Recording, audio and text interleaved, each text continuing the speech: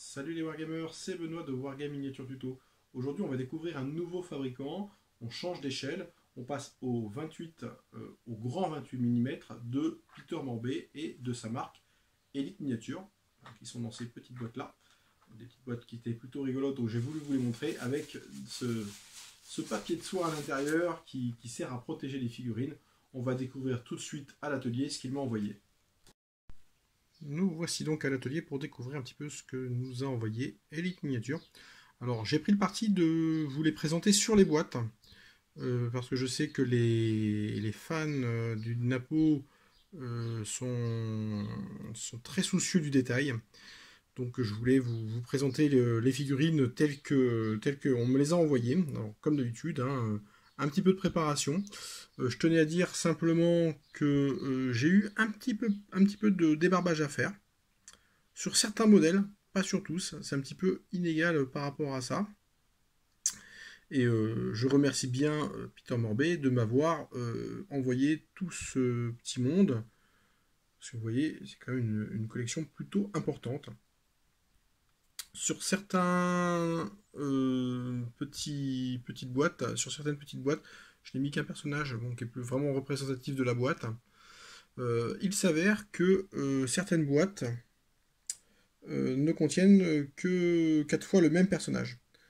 Donc c'est un petit peu frustrant par rapport à ça, sachant qu'il y a de très très belles choses. Vous les voyez à l'écran actuellement. Donc il y a tout un système de couleurs qui a été mis en place. Enfin, hop, on change de niveau. Donc ici on a du Saxon. Donc toujours avec la date, vous voyez, 1818-1815. Du Saxon encore. Toujours du Saxon. On a du Russe. Dans diverses positions, mais ça je vais y revenir. On a forcément du français 1796. Hop, ça ira mieux comme ça. Un canon, une pièce d'artillerie. Donc ça, je trouve ça très très bien qu'il m'ait envoyé ça parce que c'est des choses qui font vraiment partie du jeu et bien souvent on ne présente que les piétons et de l'anglais et du français. Voilà un petit peu ce qu'il m'a envoyé. Donc également une petite boîte de chevaux. Il faut savoir que les hussards, on voit ici, ne sont pas livrés avec les chevaux, donc faudra revoir aussi. La marque existe depuis 1985. Il propose une large gamme de figurines napoléoniennes. Et on peut voir avec beaucoup de détails. Le souci de détail est vraiment là. Et avec des poses et des personnes qui sont vraiment, on va dire, un petit peu atypiques dans leur pose. C'est vraiment propre à la marque, c'est vraiment un parti pris.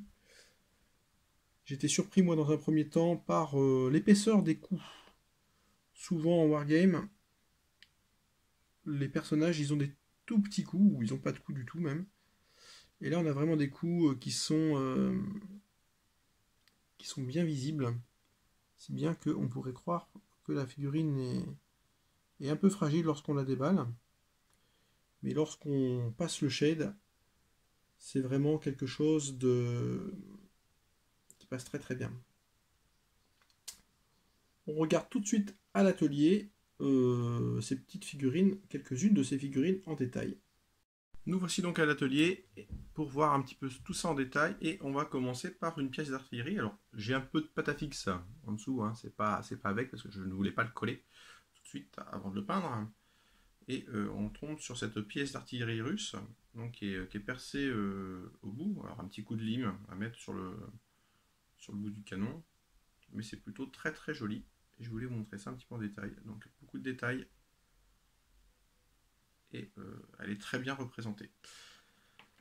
On va passer sur un général saxon, donc pièce à cheval. Donc les pièces généralement c'est 4 personnages par boîte pour les fantassins. Pour les généraux, donc c'est un général plus sa monture. Je vais vous le mettre sur mon petit bout de pâte à fixe, comme ça vous verrez exactement. Hop. que cela donne.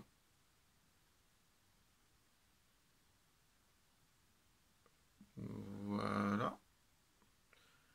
Donc plutôt de belles choses, un joli costume, pose assez sympathique. Donc là, c'est plutôt joli. On va passer à autre chose avec du français. Et on va mesurer, bien entendu, hein, le français. Le voici. Très très joli, belle pose, superbe costume, beaucoup de détails. Euh, Belle gravure, hein, donc qui permettra de bien poser sa peinture. Et pour les joueurs qui seraient tentés de mettre un petit peu de contraste, donc, parce qu'il y en a qui peignent en contraste, il n'y a pas de problème par rapport à ça. Et bien, beaucoup de creux, ce qui va amener une très très belle peinture. Au niveau des mesures, on nous annonce du 28 mm, et là, on est plus sur du 34-35. Donc la figurine française est un petit peu... Enfin celui-là c'est le plus grand. Généralement j'ai mesuré les autres, on tombe sur du 32. Donc par contre très jolie pose. Donc en ordre de marche. Ça c'est vraiment très très joli. Au niveau toujours français, donc on va passer par contre en 1796 avec une petite troupe d'état-major. Voilà, de la belle moustache, de la vie un petit peu dans la figurine, toujours de superbes costumes avec beaucoup de détails. Donc ça, je valide totalement. On voit un petit peu la ligne de moulure là. Un petit peu d'éparbage hein, à faire sur certaines figurines, plus que sur d'autres, donc c'est un petit peu inégal par rapport à ça, mais bon, rien d'horrible. Hein. Ça prend quelques instants pour le faire. Et encore une fois, vous voyez, ici juste un petit shade et la peinture prend très très bien les creux. On passe sur toujours du français, sur du fusillé 1796, ici avec une pose plus caractéristique de la marque. Donc c'est une pose où on va dire que le personnage est un petit peu recroquevillé sur lui-même, avec buste en avant, léger déséquilibre avant. Donc ça c'est quelque chose qu'on retrouve beaucoup. Et encore une fois, de très très belles choses. Gros détail sur le sac à dos. Ça c'est plutôt très bien. Et je voulais vous montrer donc la caractéristique de cette marque qui... alors c'est la figurine que j'aime le moins, parce que bon, il y en a forcément une. C'est celle-là, c'est du russe. Alors il court, mais il court de manière un petit peu bizarre. C'est pas, ça manque un petit peu de naturel. Alors ils ont rajouté cette petite partie-là là, pour que la figurine ne se casse pas, donc c'est plutôt... Rien à dire, c'est plutôt bien. Et au niveau du visage, c'est plutôt bien, mais je trouve que la position n'est pas très très naturelle. Alors comme je disais, hein, généralement 4 poses par, 4 personnages par boîte, pardon. Généralement on a 4 personnages différents, mais sur certaines boîtes on est à 4 personnages identiques. Ça peut être un petit peu gênant, et je vais vous en parler tout de suite après. Donc là on est sur un général saxon, à pied. La version du général, mais à cheval. Hop, je vous montre ça tout de suite. Juste que je l'installe. Alors, les selles. Les selles, c'est un peu pénible des fois à mettre. Mais bon, là, ça tient bien. Le cheval, position plutôt classique. Bien marqué, belle proportion. Mais sage. On va dire c'est sage. Plusieurs versions de chevaux. Alors généralement, oui, voilà, les généraux sont livrés avec les chevaux. Pour les cuirassiers, les hussards, enfin tous les cavaliers, on achète 4 hussards, mais il faut qu'on achète 4 chevaux en plus. Donc ce serait bien qu'on nous mette 4 chevaux avec, enfin 2 fois moins peut-être, mais avec des chevaux. C'est plutôt sympa. Donc le personnage tient directement avec la selle. Et j'en arrive donc à ces fameux hussards que je voulais vous montrer. Donc les chevaux, hein, Dans leur version un peu plus dynamique, en voilà un. Donc ça reste pas mal. Bon, après, on va dire la tête du cheval, je trouve qu'elle manque un petit peu de vie. Bon, ce n'est que mon opinion personnelle. Et si je prends le... Donc là, c'est un cuirassier russe. Si je prends le cuirassier russe, voilà ce que ça donne sur le cheval. Alors, vous remarquerez qu'il penche un peu sur le côté. Donc, ça peut... Pour un personnage, ce serait pas trop gênant, mais le problème, c'est que bah, c'est livré par boîte de 4. Donc, on se retrouve avec 4 personnages, avec une position qui est... alors, qui est naturelle. On peut tout à fait se pencher sur le côté quand on est à cheval. Mais 4 personnes qui font exactement la même position qui est un petit peu atypique, ça gêne un petit peu. Donc on peut bien entendu, on peut tricher un petit peu et le pencher, comme ça. Et encore une fois, beaucoup de détails et de très très belles choses. Au niveau de ce fabricant, donc je vais vous en montrer une petite dernière pour la route, avec ce personnage russe qui va... Ce petit fantassin russe. Alors là, je crois que ce sont les 4 mêmes dans la boîte. C'est souvent les fantassins, 4 mêmes dans la boîte. Et je vous fais un petit bilan en même temps de cette marque. Donc ils font de très très belles choses. Vous avez pu le constater.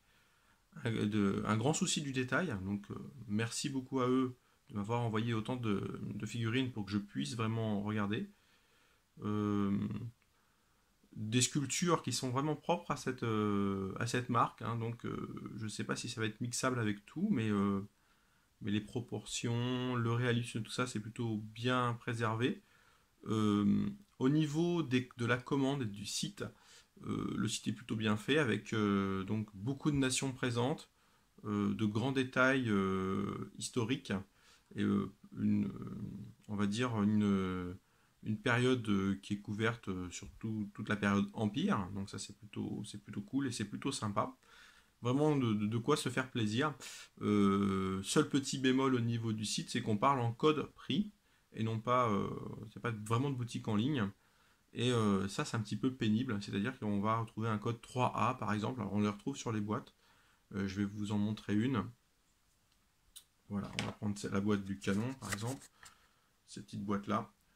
Alors le code de prix 6. Alors par contre pour les ranger c'est super bien parce qu'on a vraiment tout le détail au niveau des boîtes.